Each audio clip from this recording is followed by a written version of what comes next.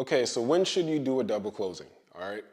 Well, first let me explain what a double closing is. A double closing is when you purchase a property, literally take title in your name or your entity's name, and then within the same transaction, sell that property to your end buyer or the house flipper.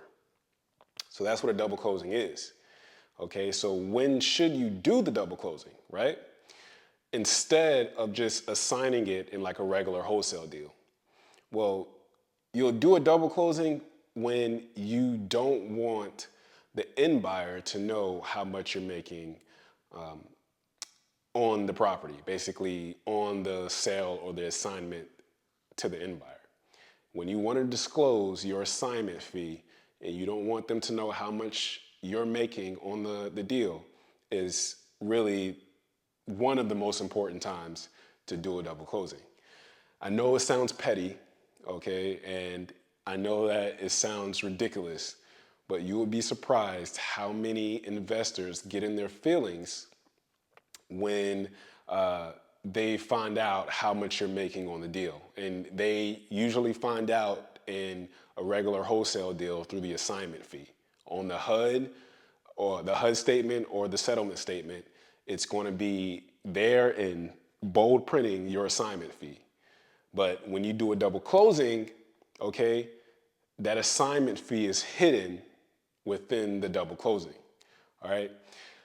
So when's a good time to do it? Like at what number should you decide to do double closing versus just assigning the contract?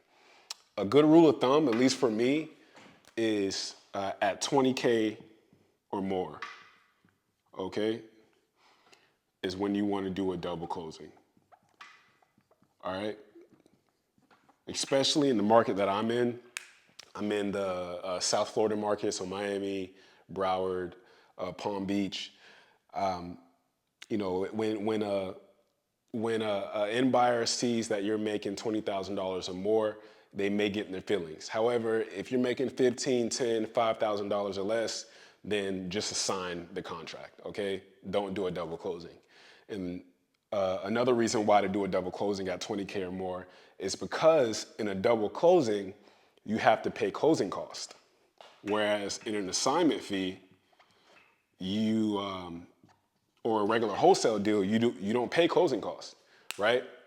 The only thing you are getting, or the only thing you have to worry about, is your assignment fee, because in a regular wholesale deal, in the assignment, you're passing off literally all the liability and all the fees that are involved in a regular transaction. You're passing that off to the end buyer.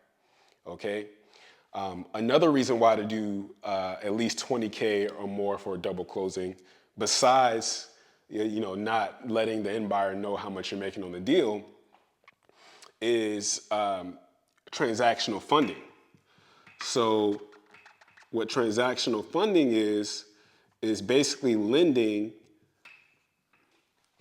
a type of lending that you get so you can close on the deal first. So you can literally buy the property first so you can sell it to the end buyer in the exact same transaction. You're going to need money for that, right? You may not have $200,000 just sitting in the bank, right? So you get what's called transactional funding, which is normally they charge about 0.5% of the purchase price, okay? They charge 0.5% of the purchase price. That's their fee to lend you the money to close on the property so you can sell it to the end buyer. So because you're going to have to pay closing costs, because you may have to get transactional funding, that ties into your profit. All right. So if you're making a profit of like $5,000, you don't want to double close a property and your profit is $5,000. So now it's $5,000 minus however much closing costs that you're spending, minus the transactional funding fee that you're spending as well, right? So you want to make sure you still make a decent profit. So that's why I always say 20K is a good rule of thumb. 20K or more, you want to double close, okay? Not only because you don't want the end buyer to know how much you're making. Yes, that's important, and you should be double closing for that reason. but also because of the closing costs and transactional funding. So let me tell you a secret on how you can actually not pay closing costs or transactional funding, right, in a double closing. What you can do, and what I do on 98% of my deals, because I double close at least 98% of my deals,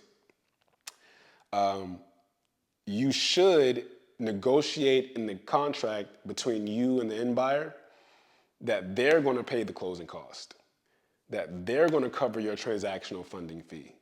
Okay? Especially if it's a great deal. If it's a great deal, they won't have no problem paying this because it's such a great deal, right? So in your contract, make sure that you negotiate that so you can keep your profit. You can keep all your profit. You don't have to come out of pocket for any closing costs or any transactional funding, right? Also, what I want to point out is in double closings, when you're with the title company, you may hear they're going to use terms like A to B side or B to C side. The A to B side is between you and the seller, okay? The B to C side is between you and the end buyer, okay? So just look out for this jargon that title companies will use. Another gem when it comes to double closing is that some title companies will use the B to C side to fund the A to B side. So they'll use the B to C side, you selling it to the end buyer. They will use the end buyer's funds to fund the first side between you and the seller, so you don't have to use transactional funding. But you have to find a special title company, okay? So make sure you find a title company that will allow you to use the funds from the end buyer to fund the A to B side, okay?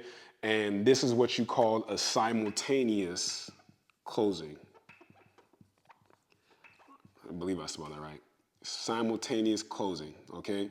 And the end buyer would have to sign off on that. Again, I've never come across an issue where the end buyer says that they don't want to do that, especially if they are serious about buying the property. Okay, if they're serious about buying the property, you won't have any issues with them covering your closing costs on the first side. You won't have any issues with them covering the transactional funding if you need transactional funding, okay, whatever that fee may be. Again, it's 0.5% of the purchase price, okay? And they definitely won't have any issues with you using their funds from this side from the B to C side to cover the A to B side, all right? So make sure you keep this in your arsenal. Double closings it's a great resource. I use it on 98% of the deals that I wholesale. I very rarely will do an assignment, okay? I just don't do it. It's a lot cleaner to do a double closing because you would be surprised how many times an end buyer or even a seller will see, because the seller gets the HUD statement and the settlement statement as well, okay? So they can see that you are assigning it. They can see your assignment fee, all right? So if you didn't disclose to the seller that you're wholesaling the property, or you may have disclosed to the seller that you're wholesaling the property, but you didn't tell them how much money you're making, okay? If they see that you're making a substantial amount of money, they can easily be upset and decide not to move forward with closing, okay? That's just gonna be another hiccup and bump that you have to get over to close on the deal. Can you imagine being at the closing table and the reason you're about to make $70,000, right? You're like, oh, today is closing day, it's payday. You've gone through the process of getting the seller under contract, and then dispoing that deal, finding an end buyer, and now you're at the closing table about to get paid $70,000, and because you decided to assign the contract and not double close it, now the end buyer sees what you're making and the seller sees what you're making. And they're like, yeah, no, forget this. Because now the end buyer knows he can get it for $70,000 less than what you're selling it to him for. And the seller knows that he can get $70,000 more than what he's getting in the deal. So to solve those problems, doing a double closing is what you need to do. A double closing is your best friend. It can definitely help you in your real estate business. So take this, use it, double close just about all your deals, okay? Especially if you're making $20,000 or more. You need to be double closing, right? Don't do assignments. Make sure you're double closing, okay? If you're making 5 grand, 10 grand in assignments, okay, that's fine. But when you're making $20,000 or more, you need to be double closing everything, okay?